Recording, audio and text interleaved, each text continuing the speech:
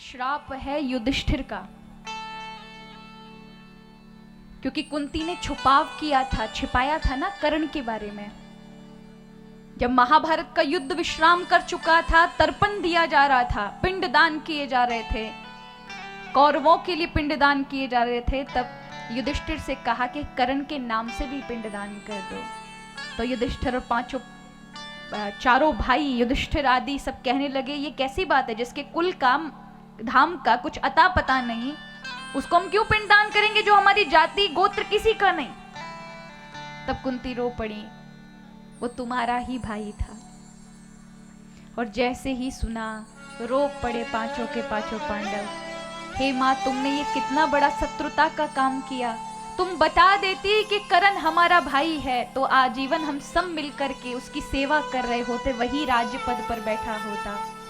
उसके कहीं ना कहीं वो सुंदर स्वरूप को देखकर हमारे मन में ये शंका अवश्य होती थी, इसके गोल गोत्र आदि का नाम नहीं पता, लेकिन इसके कार्य इतने उत्तम हैं। अगर हमें पता होता कि वो हमारा ही रक्त है तो हम महाभारत युद्ध भी नहीं करते। रो पड़े, मां तुमने हमारे साथ बड़ा पक्षपात किया है। क्रोध में आकर युधिष्ठिर ने कहा कि आज से श्राप है सब नारियों को, कोई भी महत्वपूर्ण बात अपने मन में कभी छुपा ना सकेंगी, ये श्राप है। तो जब महत्वपूर्ण बात के बारे में पता चलता है तो ये माताओं के अंदर होता भी है कि पूछ लिया जाए, जिद पर अड़ जाती है। मगर त्रिया हट तो आपने सुनी होगी, बड़ी पक्की होती हैं जिद के ऊपर। तो यहां पर पार्वती कहती, सच सच बताओ किसके मुंड हैं ये। अब महादेव थोड़े दुखी हो जाते, कहते देवी मत पूछो। पर पार्वती जी ज्यादा क्रोध में आकर कहती, नहीं नहीं बताएं महादेव, कुछ ना कुछ है, आप बता नहीं रहे हैं। मैंने अपने जीवन में कभी आपके साथ कपट व्यवहार नहीं किया, लेकिन आपने हमेशा कपट व्यवहार किया, ये आपके इस कार्य से पता चल रहा है। तब महादेव जी की आंखों से अश्रु निकल पड़े। कहा देवी ऐसा ना कहो, ये तुम्हारे ही मुंड हैं। तुम जब जब शरीर त्याग करती हो, मैं वैरागी हूं, तुरंत वैराग्य को धारण करने वाला हूं, लेकिन तुम्हारे सेवा, तुम्हारे जीवन के दिए हुए उस सेवा के कार्य से मैं ऋणी हो जाता हूं, और हर बार ये वैरागी तुम्हारे स्नेहवश तुम्हारे मुंडों को मैं स्वतः ही धारण कर लेता हूं। पार्वती जी रो पड़ी, प्रभु इतना कष्ट झेलना पड़ता है मेरे लिए आपको, तो आप एक कार्य क्यों नहीं करते, आप मुझे भी अपने जैसा बना लें, मुझे मरना ना पड़े, आपको ये बोझ ना ढोना पड़े। ऐसा कहा तो कहा देवी मैंने अमर कथा सुन ली है। कहा प्रभु मुझे भी वो अमर कथा श्रवण कराओ। ये अमर कथा को ही भागवत कथा कहा जाता है। तो यहां पर पार्वती को महादेव कथा श्रवण कराने के लिए बैठते हैं, अपने दूतों को आज्ञा देते हैं, वृक्ष जीव आदि सबको इस कैलाश पर्वत से हटा दो। दूत जाते हैं, तत्काल ही पेड़ पौधे जीव जंतु सब कैलाश से बाहर हो जाते हैं। एकांत में पार्वती के समक्ष बैठ करके महादेव कहते हैं, देवी अब मैं दिव्य कथा श्रवण कराने जा रहा हूं, और मेरा नियम है जब मैं कथा सुनाऊंगा तो नेत्र बंद करके सुनाऊंगा। जब तक तुम हुंकारी भरती रहोगी, अब हुंकारी भरते ना, हाँ जी है ना, क्योंकि उसी से पता चलता है कि हाँ कथा सुन रहे हो, क्या कर रहे हो। जब आप थोड़ा अब यहाँ हाँ है ना तो महाराज नहीं समझ आएगा, लेकिन आप गर्दन हिला देते ना तो समझ आ जाता है वक्ता को भी हाँ कथा सुन रहे हैं, इनको समझ आ रही है। जब कोई रिएक्शन नहीं मिलता तो हमारे वक्ता के ऊपर से जाता है कि सुन भी रहे, इनको समझ भी आ रही है कि हम बोले जा रहे हैं, तो आपकी प्रतिक्रिया ही बता देती है। तो भोलेनाथ ने कहा हम तो देखेंगे नहीं, हम तो नेत्र बंद करके समाधि में जाके कथा सुनाएंगे। तुम हुंकारी भरती रहोगी तब तक कथा चलेगी, हुंकारी बंद कर दोगी कथा वहीं विश्राम कर देंगी। पार्वती जी कहती है प्रभु आप चिंता ना करें, मैं हुंकारी भरूंगी। अब कथा आरंभ होती है, लेकिन दूतों से गलती हो गई। शिव दूतों से ये गलती हो गई कि उन्होंने पूरे कैलाश पर्वत को खाली कर दिया, सारे जीव जंतु बाहर कर दिए, लेकिन भोलेनाथ मां पार्वती के पीछे एक अंडा था, जिसमें अभी कुछ क्षण बाद एक जीव की उत्पत्ति थी। और यह जीव कोई और नहीं था, राधा रानी के गोलोक धाम का सुख था। सुख माने तोता। उसके मन में इच्छा हुई कि मुझे ब्रह्मांड देखना है, तो कैलाश पर्वत पर किशोरी जी ने अंडे का रूप बनाकर रख दिया था। अब वहीं पर जाकर शिव और पार्वती बैठ गए थे। कथा आरंभ हुई। कथा में जैसे ही मंगलाचारण हुआ, वह अंडा फूट पड़ा कथा की ललक को सुन करके। पार्वती शिव के बीच की चर्चा को सुन लिया कि हुकारी भरती रहेंगी तब तक कथा होगी। बड़े आनंद के साथ वो भी कथा सुन रहा था। इस कथा में 12 स्कंद हैं, 335 अध्याय हैं, 18,000 श्लोक हैं। 12 स्कंद में जैसे ही 11वें स्कंद पर महादेव जी पहुंचे, पार्वती जी को निद्रा आ गई, हुकारी बंद हो गई थी। अब हुकारी बंद होते ही जो तोता सुन रहा था छोटा सा, उसके मन में बड़ी शंका होगी, अभी क्या होगा, कथा तो यहीं बंद हो जाएगी। वो पार्वती जी की जगह बैठकर हुकारी भरने लगा। अब महादेव समाधि की अवस्था में थे, तो पार्वती और तोते की आवाज में निश्चय नहीं कर पाए कि ये वाकई पार्वती की आवाज है कि एक सुख की आवाज है। और वो कथा बोले जा रहे हैं। जब कथा पूरी हो गई और जयकार लगाकर आंखें खोली, तो देखा पार्वती तो निद्रा में थी। महादेव जी को बड़ा आश्चर्य, अगर ये निद्रा में थी तो हुकारी कौन दे रहा था बराबर। उठ खड़े हुए, देखा तो नन्हा सा सुख गर्दन हिलाकर कह रहा है, कथा मैंने सुनी है। महादेव क्रोधित हो गए, उनकी क्रोध की ज्वाला भड़क उठी। अनाधिकारी ने कथा श्रवण कर ली, अब इसे मृत्युदंड अवश्य दूंगा। पार्वती की नेत्र खुल गए, प्रभु क्षमा कर दीजिए, उसने कथा ही तो सुनी है। बोले कथा केवल हमारी स्वीकृति से नहीं, पीछे बैठकर सुनी, अनाधिकारी है, मार डालूंगा। दौड़े उसे मारने के लिए। वो तोता भयभीत होकर उड़ा, अनेकानेक लोकों में जाने लगा। हर लोक में महादेव त्रिशूल लेकर उसके पीछे भागते थे। ब्रह्मलोक, भुवलोक, जनलोक, महलोक, सत्यलोक, भुवलोक, सब लोकों में गया जान बचाने के, लेकिन किसी ने उसे नहीं बचाया। भागते भागते पृथ्वी पर आ गया। पृथ्वी के चक्कर लगाते लगाते लगाते बद्रिका धाम पहुंच गया, बद्रीनाथ। वहां इस कथा के, वो कहते हैं ना महाराज, जिसका प्रारब्ध जहां लिखा होता है, होनी वहीं लेकर चली जाती है। व्यास जी ने इस कथा की रचना कर दी थी ना, और ऐसे वक्ता का निश्चित किया था, और उस वक्ता को लेकर आना था प्रभु को। तो वही बद्रिकाश्रम में पहुंच गए। ये तोता उड़ता उड़ता प्राणों को बचाने के लिए, महादेव से बचने के लिए दौड़ रहा था। जैसे व्यास जी की कुटिया के नजदीक आया, तो उसने देखा कि व्यास जी की धर्म पत्नी झवाई ले रही थी। जैसे ही झवाई के लिए मुंह फाड़ा, वो सुख आ रहा था। उसने कहा यही उपाय है कि मुझे इस मैया के मुख से अंदर गर्भ में चले जाना चाहिए। तो वो योगी थे ना महाराज, कोई साधारण तोता थोड़ी थे महाराज। सूक्ष्म रूप बनाया और गर्भ के अंदर प्रवेश कर गए। महादेव त्रिशूल लेकर व्यास जी के समक्ष खड़े हो गए। ये व्यास जी, मेरा अपराधी तुम्हारी कुटिया के अंदर है, बाहर निकालो उसे। महादेव कहते हैं, प्रभु आपका अपराधी मेरी कुटिया में क्या करेगा? बोला अभी अभी मैं उसका पीछा करते करते तुम्हारी कुटिया के पास आया हूं, यहीं पर वो गायब हुआ है, तुम्हारी कुटिया के भीतर है, बाहर निकालो। ये कहा तो कहा कि वैसे प्रभु उसका अपराध क्या है? महादेव जी कहते उसने मेरी अमर कथा सुन ली है। व्यास जी मुस्कुराए, आप कितने भोले हैं, जिसने अमर कथा सुन ली वो काहे को मरेगा? काहे को पीछे भाग रहे उसके? वो तो अमर हो ही गया, अब वो मरने वाला नहीं है। महादेव जी का भांग का नशा चूर चूर हो गया। हम इतने कालों से भागते चले आ रहे हैं उसके पीछे, ये बात हमें तब क्यों नहीं याद आई कि जब उसने अमर कथा सुन ली है तो वो मरने वाला नहीं है। पर फिर कहा जो भगवान ने चाहा है वही होगा।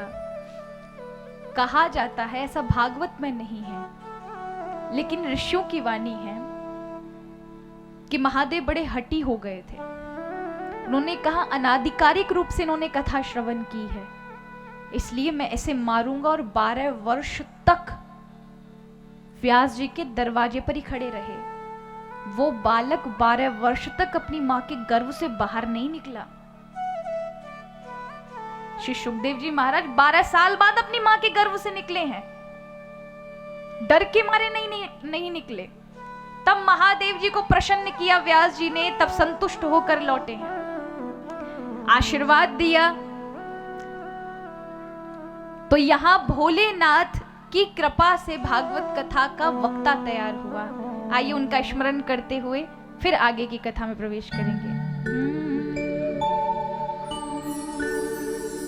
कैलाश के निवासी नमो बार बार हूँ, हो कैलाश के निवासी नमो बार बार हूँ। आयो शरण तिहारी भोले तार तार तू, आयो शरण तिहारी भोले तार तार तू। कैलाश के निवासी नमो बार बार हूँ, कैलाश के निवासी नमो बार बार हूँ। ओ नमो बार बार हूँ, ओ नमो बार बार हूँ। आयो शरण तिहारी भोले तार तार तू, आयो शरण तिहारी भोले तार तार तू, आयो शरण तिहारी भोले तार तार तू, आयो शरण तिहारी भोले तार तार तू। तालियों की सेवा करते हैं।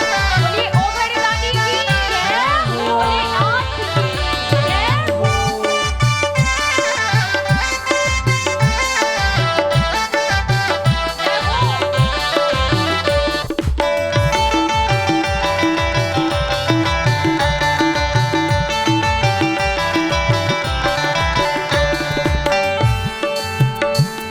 बखान क्या करूं मेरा खो के ढेर का, क्या करूं मेरा खो के ढेर का।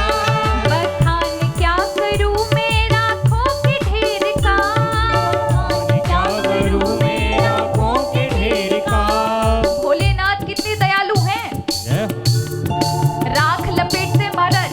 कभी आपने नहीं देखे होंगे आभूषण सोने चांदी के पहन करके और राजाओं की तरह बैठे हों। बिल्कुल महाराज फकीर हालत में बैठते, लेकिन देने वाले सबसे आगे महाराज। जो अपने पास नहीं रखता वही दे सकता है, ऐसे त्यागी हैं। इसलिए भक्त कहता है बखान क्या करूं मेरा खो के ढेर का, क्या करूं मेरा खो के ढेर का। बखान क्या करूं मेरा खो के ढेर का। बखान क्या करूं मेरा खो के ढेर का। लिपटी भभूत में है खजाना कुबेर का, लिपटी भभूत में है खजाना कुबेर का। लिपटी भभूत में है खजाना कुबेर का। लिपटी भभूत में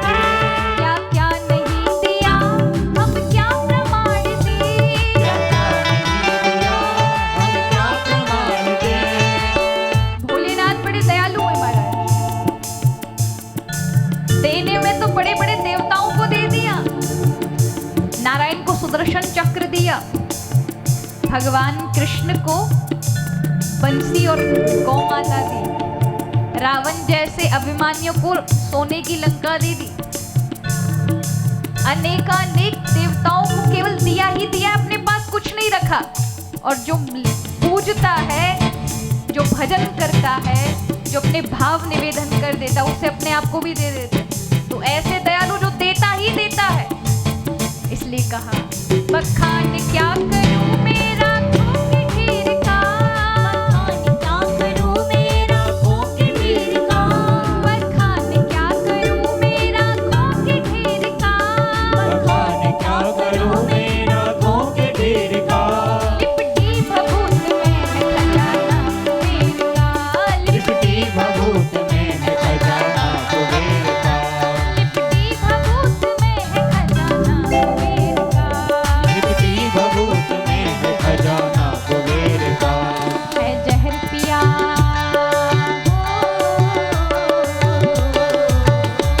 है जहर पिया जीवन दिया कितना उदार तू, है जहर पिया जीवन दिया कितना उदार तू, आयो शरण तिहारी बोले तार तार तू, आयो शरण तिहारी बोले तार तार तू, कैलाश के निवासी नमो बार बार तू, कैलाश के निवासी नमो बार बार हो आयो शरण तिहारी बोले तार तार तू, आयो शरण तिहारी बोले तार तार तू, आयो शरण तिहारी बोले तार तार तू, आयो शरण तिहारी बोले तार तार तू, बोले तार तार तू, बोले तार तार तू, बोले तार तार तू, बोले तार तार तू, बोले तार तार तू, बोले तार तार तू, बोले तार तार तू, बोले तार तार तू, बोले तार तार तू।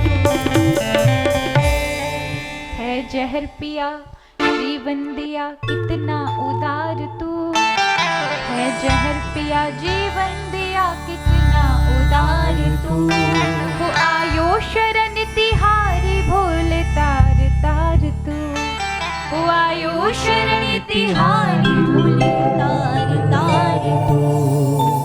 यहाँ श्री सुखदेव जी महाराज अपनी माँ के गर्भ में 12 वर्ष तक रहे। कितने साल तक? 12 साल तक। एक मैया बालक को कितने महीने तक रख सकती है गर्भ में? 9 महीने, ज्यादा से ज्यादा 10 महीने। 1 साल हो जाए तो क्या होगा?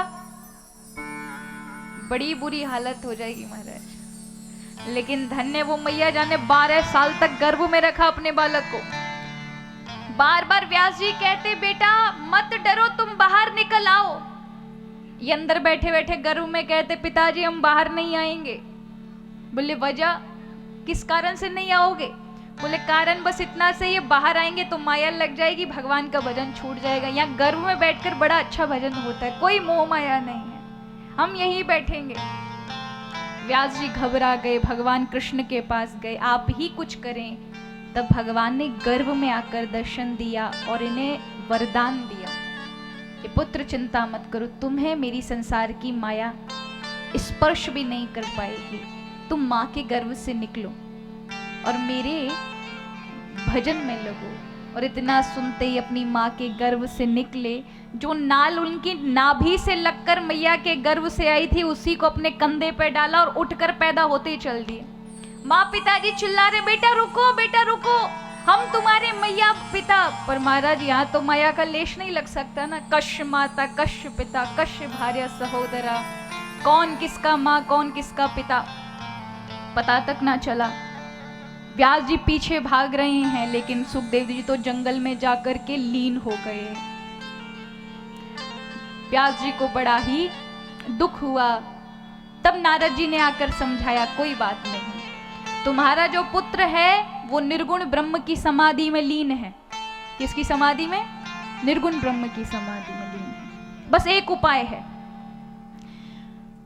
तुम्हारे बालक का जो प्रारब्ध है वो भागवत कथा से जुड़ा है, तुमने उसकी रचना की है और इसलिए इस महात्मा का इस धरती पर जन्म है।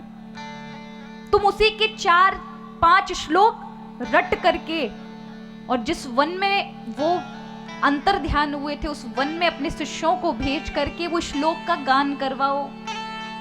वो कहते ना महाराज, जो होनी होती है या जो प्रारब्ध होता है वो होकर रहता है, उसे कोई रोक नहीं सकता। इस कथा को जो सुनेंगे वो है परीक्षित जी महाराज। ध्यान से सुनिएगा, कौन है? ऐसे समझे, पांडवों में जो अर्जुन था उसका पुत्र था अभिमन्यु, और इस अभिमन्यु का पुत्र है परीक्षित। जब ये परीक्षित की मृत्यु होती है तो उसका पुत्र होता है जन्मेजय। कौन होता है? जन्मेजय। तो जब वो राजगद्दी पर बैठता है तो कुछ वर्षों बाद उसके मन में एक अभिलाषा उठती है। मैं आपको एक चीज बता रही हूं कि होनी कितनी प्रबल होती है।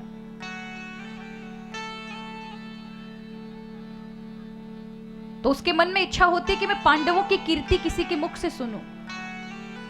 तो उस समय व्यास जी सशरीर मौजूद थे। तो उसने सोचा जो प्रत्यक्षदर्शी उन्हीं के पास जाया जाए, उनसे, उनके अलावा कौन मुझे बता सकता है कि हमारे पांडवों ने क्या क्या किया। तो वो जाते हैं और कहते हैं कि मेरे दादा परदादा, मेरे पिता बड़े ही वीर थे। व्यास जी ने अनेक चीजें सुनाई, महाभारत के युद्ध के विषय में बताया, लेकिन जन्मेजय को एक जगह शंका हुई। उसने कहा, प्रभु मैंने सुना है, आपसे क्या छुपाना, मैंने तो बस सुना है ऐसा कि स्वयं भगवान कृष्ण सशरीर सारी शक्तियों से इस धरा पर मौजूद थे जिस समय महाभारत युद्ध हुआ। सर्व सामर्थ्यवान हैं, अघटित घटित पटियान कहा गया है। अघटित घटना पटियान, जो कैसी भी होनी को टालने में सामर्थ्य रखते हैं। कर्तुम अकर्तुम मन्यथा कर्तुम सर्व समर्थः, जिसकी भ्रकटी से अनेक सृष्टि हो जाती हैं। तो उन्होंने महाभारत जैसे युद्ध को होने ही क्यों दिया? इतनी ज्यादा हानि हुई, चाहते तो वो रोक देते। वेदव्यास जी ने बहुत कुछ समझाया, प्रभु ने रोकने की चेष्टा की, अनेक बार शांति दूत बनकर गए। हुआ क्या? जिस होनी को होना होता है वो होकर रहती है, क्योंकि इस होनी में अनेक लोगों के प्रारब्ध कर्म जुड़े थे। ऐसा ही नहीं है, इस कलयुग में हम सब ने जन्म लिया है। जिस समय कलयुग का आरंभ था तब परीक्षित महाराज ने इस कलयुग को अंदर प्रवेश नहीं होने दिया था। आगे कथा में आप सुनेंगे।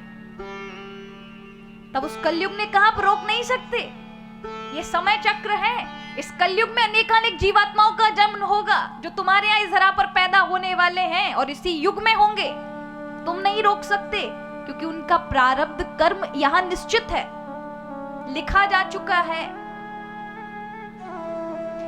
तो व्यास जी समझाते हैं बहुत बार कि कुछ ऐसी होनी होती हैं जो बहुत लोगों के प्रारब्धों से जुड़ी होती है और वो होकर रहती है, उसे कोई टाल नहीं सकता। तो जन्मेजय वाद विवाद करने लगे व्यास जी से, कहने लगे, अरे व्यक्ति को जब पता हो कैसा होने वाला है तो अपने पुरुषार्थ से रोक सकता है। मुझे पता हो कि आगे उसमें युद्ध होने वाला है तो मैं अपने पुरुषार्थ से, अपनी बुद्धि विवेक से, समझ से उसे रोक दूंगा। व्यास जी क्रोधित हो गए। उन्होंने कहा, तो फिर जन्मेजय सुनो, मैं तुम्हें बताने जा रहा हूं, आने वाले समय में तुम्हारे साथ एक होनी होने जा रही है। तुम मुझसे बचकर दिखाओ। तुम पुरुषार्थी हो, विवेकी हो, बुद्धिमान कह रहे हो अपने आप को। तुम्हें तुम्हारी होनी के बारे में जो भविष्य में होगी मैं वर्तमान में बता रहा हूं, लेकिन वो होकर रहेगी, तुम टाल नहीं सकते। जन्मेजय तो अवाक रह गए। महाराज क्या होनी? आज से 5 वर्ष बाद तुम्हारे शरीर में 18 जगह से कोढ़ फूट पड़ेंगे, कारण होगा और मैं तुम्हें बता रहा हूं। आज से 5 वर्ष के बाद तुम सफेद घोड़े पर मत बैठना, यात्रा मत करना, लेकिन ऐसा होगा तुम सफेद घोड़े पर ही बैठोगे। तुम अगर बैठो तो उत्तर दिशा की ओर यात्रा मत करना, पर तुम जाओगे, वहां तुम थक जाओगे, सरोवर मिलेगा, तुम प्यासे पानी के लिए ललायित होंगे, वहीं पर एक सुंदर स्त्री होगी जो तुम्हारे मन को आकर्षित कर लेगी। तुम आकर्षित मत होना, आसक्त मत होना, लेकिन तुम होगे और उसे बिठा करके अपनी राजधानी लाओगे, उसके साथ विवाह करोगे और वही तुम्हें 18 ब्राह्मणों को मारने के लिए आदेश देगी। और तुम 18 ब्राह्मणों को मारते ही तुम्हारे शरीर में तत्काल कोढ़ पैदा होगा जो किसी भी औषधि से ठीक नहीं होगा। तुम्हें मैंने बता दिया, तुम होनी को रोक कर बताओ। जन्म जय के तो पैरों तले जमीन खिसक गई। ये क्या हुआ? लटका हुआ मुंह लेकर के अपनी राजधानी लौटे।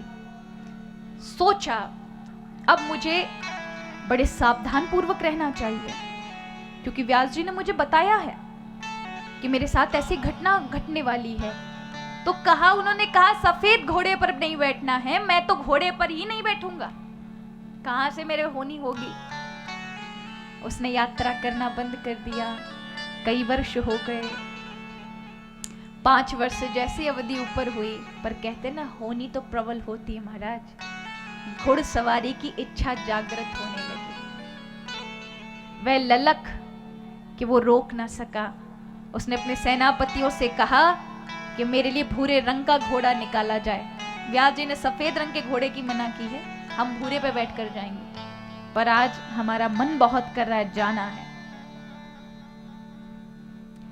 सेना से कहा, सेनापति ने कहा महाराज घोड़ा तैयार है, आप पधारिए। महल से जैसे नीचे उतरा, वाक रह गया, सामने सफेद घोड़ा ही था। एकदम हड़बड़ा उठा, गुस्से से तिलमिला उठा, ये क्या किया? मैंने भूरा घोड़ा बोला था, ये सफेद कैसे यहाँ लगा दिया? बोले महाराज सब अस्वस्थ लग रहे हैं और आप राजा हैं, हम सब काले पर बैठेंगे, आप सफेद पर बैठेंगे तो आप राजा जैसे दिखेंगे, और एक हमारा कर्तव्य है कि हम आपको श्रेष्ठ चीजें दें, अपने सामान्य चीजें नहीं दे सकते। इसलिए वो जो भूरा घोड़ा था वो अस्वस्थ नजर आया, बीमार है, आप यही बैठिए। आपको क्या डर, आप तो राजा हैं, अब कैसे अपनी कमजोरी बताए। मन में सोचा घुड़सवारी तो करनी ही है, कोई बात नहीं बैठ जाता हूं, लेकिन रास्ता तो हमारे हाथ है, हम उत्तर दिशा में जाएंगे ही नहीं। बैठ गया, निकला शिकार खेलने के लिए। अब राजाओं क्या होता है ना, हमारा शिकार खेलते खेलते पशुओं का, जानवरों का पीछा करते करते कब कहां पहुंच जाएं। तो एक हिरण का पीछा करते करते कब उत्तर दिशा की ओर पहुंच गए, राजा को पता ही ना चला। बिछुड़ गया अपनी सारी सेना से, सैनिकों से। भूखा प्यासा एक तालाब दिखा, पानी पीने के लिए उतरा ही था कि समक्ष एक बहुत सुंदर एक स्त्री को देखा। याद आया व्यास जी ने मना किया है, इससे आसक्त नहीं होना है, लेकिन उसके रूप और आकर्षण से वो इतना मोहित हो गया कि वो अपने आप को रोक ना सका। उससे कहा तुम मेरे साथ चलो। उसने कहा तब चलूंगी, मेरी शर्त है कि तुम मुझे अपनी पट रानी बनाओगे। राजा ने स्वीकृति दी और अपने साथ राजधानी लेवा लाया। मन में सोचा ये मुझे प्रेम करती है, ये क्या मुझे क्यों गलत कार्य के लिए, ब्राह्मणों को मारने के लिए कहेगी। लेकिन यहाँ कुछ दिन व्यतीत हुए तो उसने जिद की मुझे विवाह करना है, आप मुझे बहला रहे हैं, मुझसे कहा था पटरानी बनाएंगे, अब तक हमारा विवाह नहीं हुआ। ज्यादा आग्रह करने लगी तो जो कुल पुरोहित थे वो किसी कार्य से गए हुए थे बाहर, उनके युवा ब्राह्मण बालक थे, तो विवाह की ज्यादा जिद थी कि मुझे आज ही करना है।